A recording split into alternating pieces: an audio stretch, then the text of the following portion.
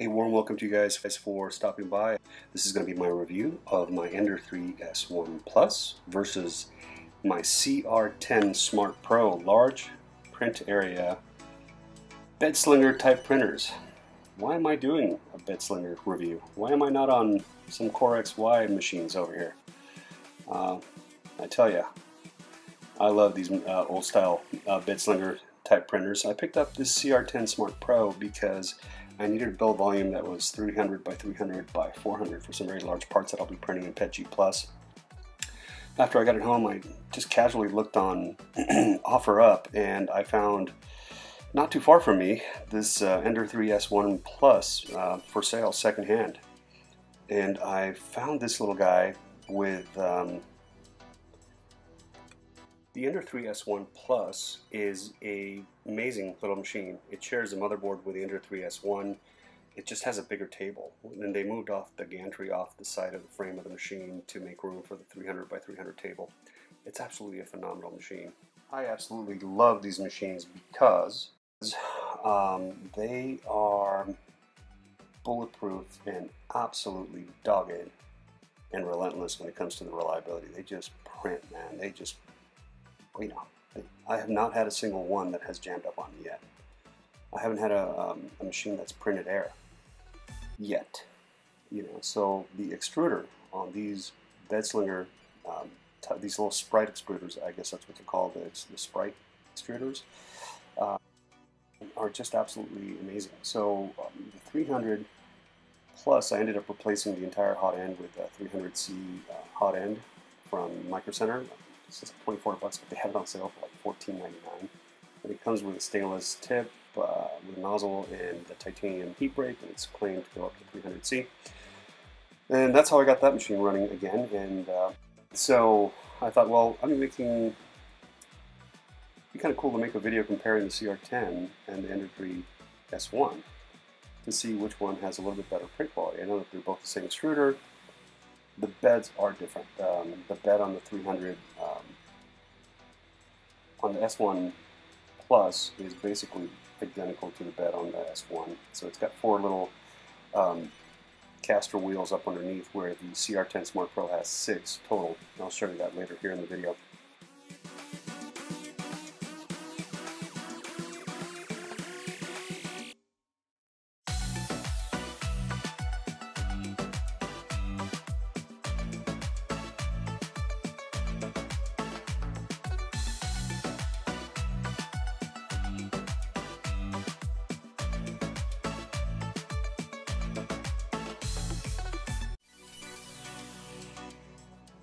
And what you're seeing here is the CR-10 Smart Pro printing a little benchy that I sliced up in the Creality Cura slicer.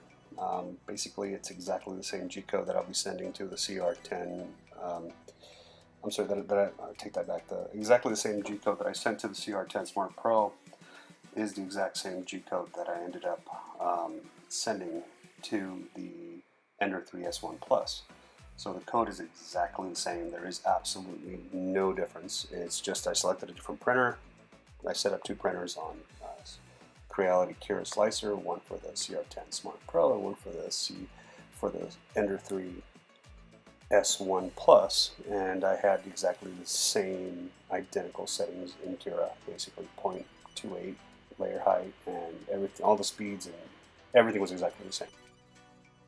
Additionally, in the Creality Cura slicer, I set up some G-code in the printer. There's like beginning G-code and ending G-code. I set some starting G-code to do an automatic bed leveling and then saving that setting onto memory before it starts the print job.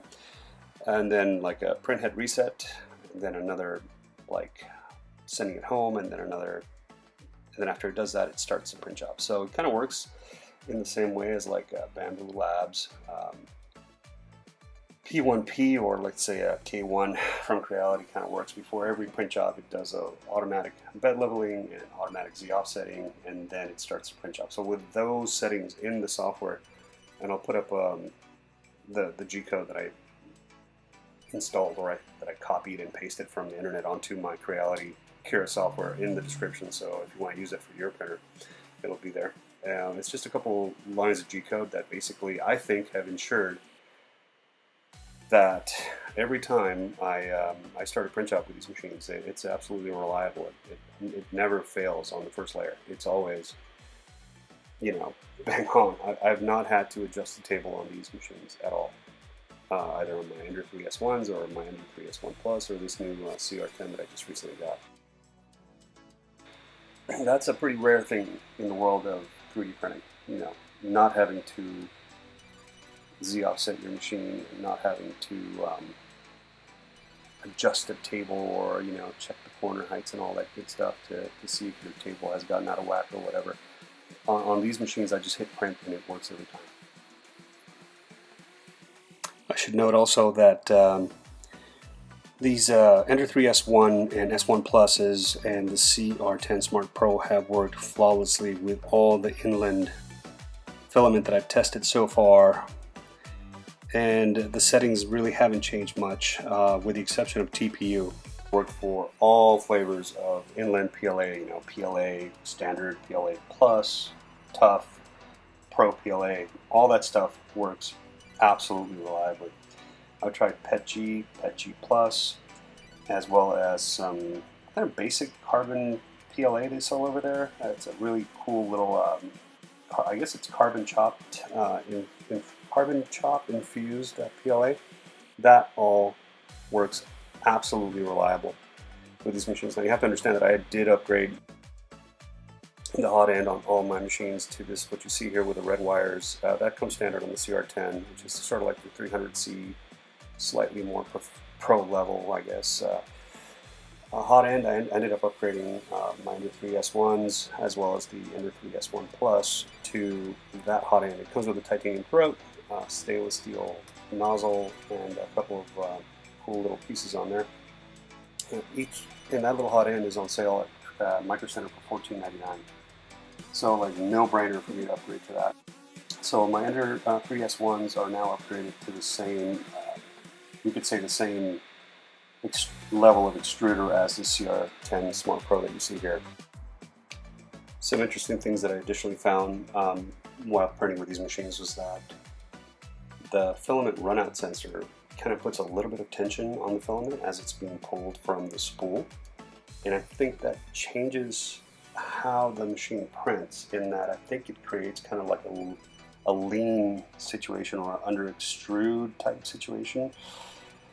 Kind of gives it the same vibe as the P1P. The P1P has the same very lean, very thin line print quality, we could say, that gives you that incredible level of detail, right?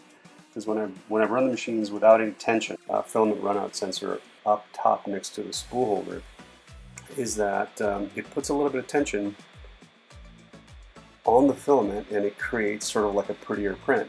You know, when I run the machine, when I put just a little piece of filament in there and I run the machine, this was especially noticeable when I was printing with TPU. When I was running the filament through the runout sensor, I found that it had a little bit of stringiness or excessive stringiness, and there was areas that were supposed to be printed that there was like missing spots in the print. I went to print some TPU rubbery electronic suspension. Over there on the left-hand side there of the video, there's some like fluorescent green TPU on the table there, and some of it was sort of, there was just parts of it that just didn't print. Yeah, it was a little odd. It was as soon as I put some slack on the line and I let it print without any tension, it printed just perfect. So just a little note, if you're printing TPU, put a little stick of just a broken piece of like whatever PLA inside that little runout sensor and give your TPU some slack so it can run without any tension into the extruder. What you're seeing on the video is me touching the stepper motor there on that axis right there, because this little CR-10 had a tendency to get a little warm, boy. Those X and Y axis stepping motors on this little guy had a tendency to get very, very toasty, and to the point where I got a little concerned, and actually on my next outing to Micro Center, I picked up an additional step motor because I wanted to see if it was maybe I had a bad step motor. When I first built the machine, the gantry was a little off keister. The right side of the gantry was up like 3 millimeters on the right, so I had to, and it was making this horrible sound when I was moving the print head left and right. So I thought, well, maybe I got a bad stepping motor. You know, maybe I got a bad stepping motor, so I didn't want to bother the Creality people there in the customer service department. I just went out and bought another step motor, and I installed it, and it was still running hot, and it was still making kind of a weird creaky sound. And what I discovered was that the gantry was off, and I had to loosen up the Z-axis screws, those little things that basically move the gantry up and down on the right side and on the left side, and just kind of square it up on so the table wasn't off-centered. Alright, we're back. The machine started printing. Yeah, my Z offset was a little tight, a little too close to the table there, but it laid down the first layer successfully, I think. So the reason why I got this machine is because I was blown away by what I had experienced with my Under 3 S1 in its absolute reliability. I have just nothing but luck with the Under 3 S1 as far as printing reliability. So I ended up getting myself this larger format machine, a CR-10 Pro, Smart Pro machine that can do 400 mils. And I started doing some testing with this guy, and I noticed that the Y and X-axis motors were getting boiling hot, like literally like smelling like they were going to catch on fire. And I panicked a little bit, and I thought, man, maybe there's something, maybe I got a bad machine, you know? Maybe I got a bad one. And let me go back to Micro Center and check out the machine that they have as a demo unit and see how that machine is working. If that machine is stone cold like my S1, then clearly I got a bad machine. So one of the things that I noticed is that the machine that they had over there was also running sizzling hot. I mean, the motors were, you couldn't touch them. So I think what's happened is that Creality has made a motherboard for this machine, kind of a unique motherboard, and they have tuned up the voltages to those motors for some reason, and they're a little saucy, they're a little hot. The print quality is amazing, and eventually it turned out absolutely perfect on that CR-10.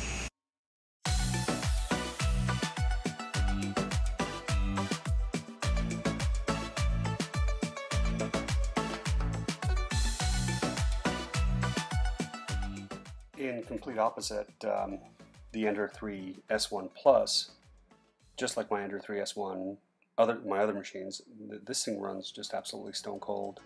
The step motor for the feeder motor is, you can never feel any temperature out of it. It's just absolutely cold. The machine only generates heat out of the hot end. That's it. The little X and Y axis motors are always basically room temperature, mildly warm if anything. That tells me that this machine has very little physical and mechanical drag through its mechanical assembly. You know, the motors are barely having to work.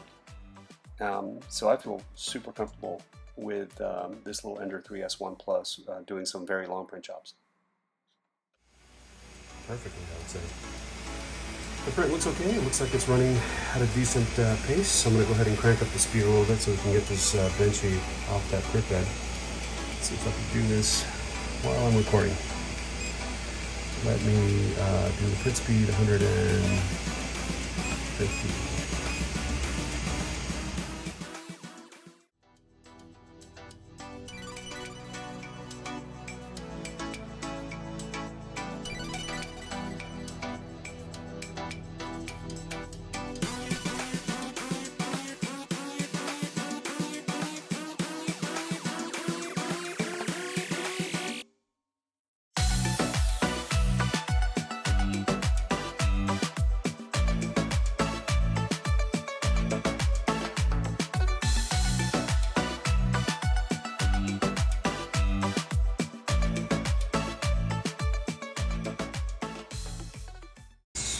The 300C hot end with a stainless steel block and a titanium heat exchanger, a little heat break.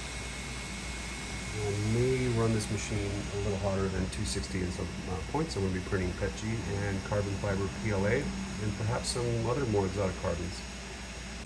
Alright, so my thoughts about which is the better machine, the Ender 3 S1 Plus or the Creality CR-10 Smart Pro. Which is the better machine? This one's got a light. It's really cool. Print's amazing. It's got some naughty features. It's got a cool camera. But which is the better machine, really?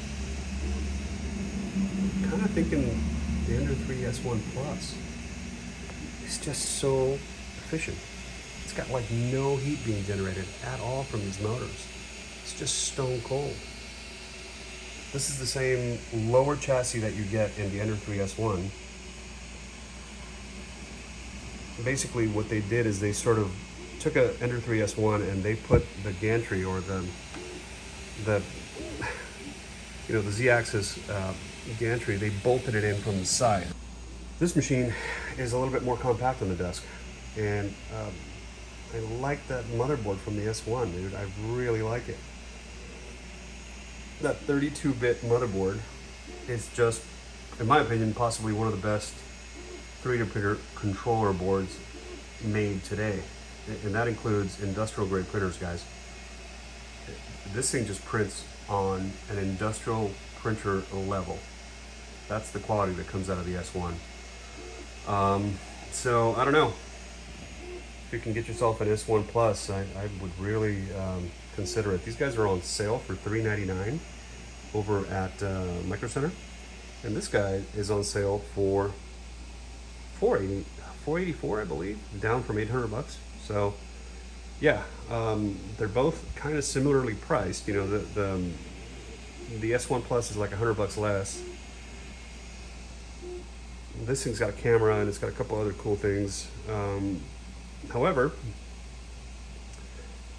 yeah, and the table's a little nicer, right? The way that the table tees up against the little adjuster balls with the eccentrics there, it's a little bit more precise, I would say. It's got 3 of those little casters on each side, and the ones on the right are fully adjustable.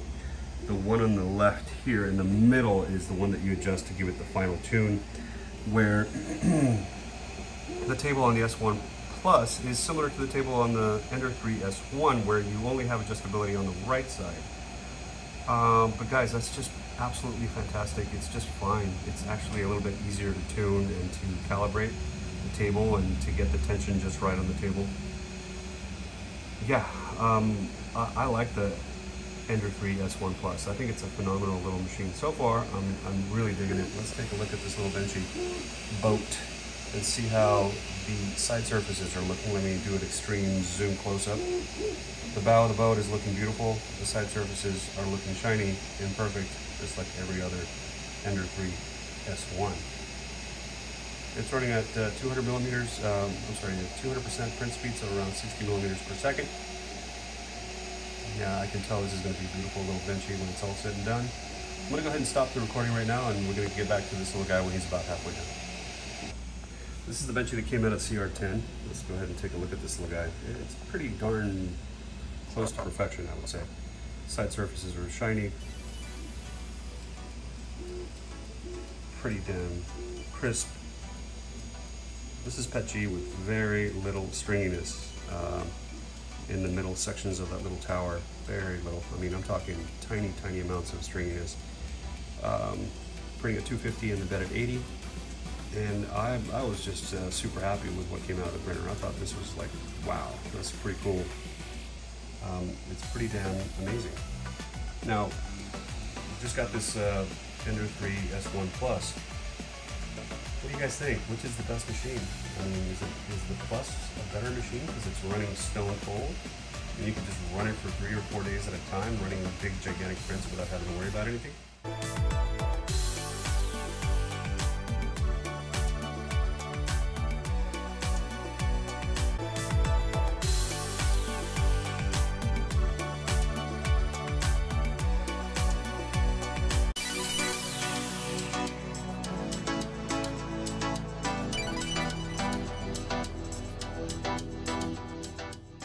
These Creality Ender style or CR-10 style printers that come with these Sprite direct drive extruders are, in my opinion, like the Toyota of 3D printing, dude. They just are absolutely relentless and so reliable. I've not had one of these not print. It's just, you hit print and they work every time. It's just phenomenal.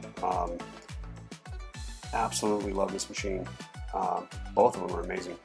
You guys be the judge. I'm going to go ahead and pull this little benchy off as soon as it's done printing. We're going to do a little close-up inspection, a little turntable style.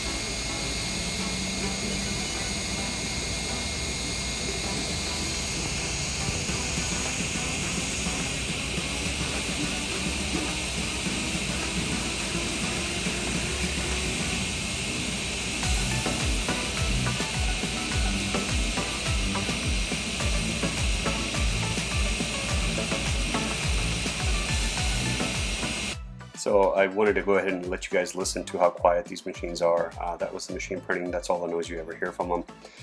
They are dead, absolutely quiet. The only thing you could hear is the little cooling fan motor. For the actual print nozzle, every other fan is dead quiet. That's another reason why I decided to go with these old style bed slinger type printers, is because I need to have them printing all the time, if not 24/7. And I need to be able to work on my workstation here next to them. So I can't have a little turbine, a little jet turbine whistling away at 70, 80 decibels, you know, disturbing me while I'm working. So yeah, I find myself not printing with my P1P as much as I would like to because of the noise. Alright guys, out of the print bed now. Check out the little benchy that came out of the Ender 3 S1 Plus. I would say it's pretty darn tack sharp. You know, a little stringy, petchy. It's always stringy. Surface here is a little rough on this side. There's a couple of like little entry and exit points that are showing themselves up as like little pimples there on the side. You can kind of see it there, but other than that, I would say that's pretty crisp. There's a little bit of like pulling on that little surface. It should be all outy on the bottom edge of the little bow of the boat. Probably some heat related issues there. The the little tower looks pretty sharp. Remember, this was running at 200% print speed, so around 60 mils per second. Yeah, I would say that's a pretty cool little boat. Pretty happy with the surface. Comparing it to the CR-10 Smart Pro, it's the CR-10 is noticeably better. It's yeah, the surfaces are a little bit more tack sharp, a little bit more detail in there. Could be that higher voltage to those XY step motors, right? That's what could be happening here. This is a possibility, right? Those guys are probably tuned up with some higher voltages. As you can see, the crown on the bow of the boat is all out. Surfaces, no out and in. On this other boat over here, we got a little out and in on the bow. So that tells me that there was a little bit of an issue on the first, I would say, 20, 30 layers. Probably related to heat, probably not cooling well enough on the print head. Although they have identical cooling fans on the print head, so hard for me to define why that happened. But other than that, I think the little benchy looks pretty cool, man. I think it looks pretty tight. I'm overall pretty darn happy with what I'm seeing.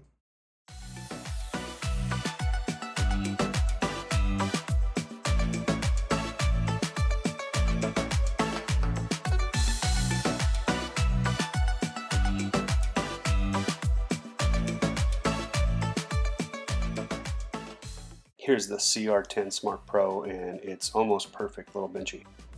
You guys tell me what you think in the comments if you think this is a pretty cool benchy. Printing with that G Plus from Inland. It's a little bit of stringiness, but I would say that's actually not terrible. And I would note that the little anchor holes, the little portholes on the side of the boat look pretty round and pretty crisp. The surface is pretty shiny, and you can even kind of make out some of the writing on the back of the little benchy. So I would say I'm pretty happy with that cool little boat. The profile of the bow looks pretty sharp. It doesn't look like it was deformed by the heat or anything like that.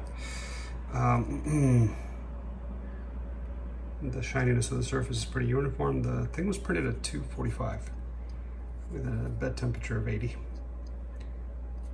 I would say I'm pretty happy with this. Guys, thank you so much for watching. I really, really appreciate you. I know this has been an extraordinarily long video, almost half an hour, but I wanted to give you a full thoughts as to why somebody should still want to buy a Bitslinger in 2023. They're quiet, they're amazing. In conclusion, they're super reliable. I think that there's still room in today's 3D printing world for not a jet engine sitting next to your desk. You know what I mean? In addition, I'm going to be doing a part 2 of this video where I'm going to be installing Clipper with my little Creality sonic pad that I got from Micro Center on both these machines. I'm going to have them hooked up with USB cables going to both of them, and I'm going to be slinging print jobs to both of them. So we can see in the near future another video comparing how fast they get. I've gotten these things to print reliably at 90, 100 mils per second with the standard firmware that comes standard on these machines. So I can't wait to see what this sonic pad can do. Alright, I'm going to leave it right there. Once again, thank you for watching.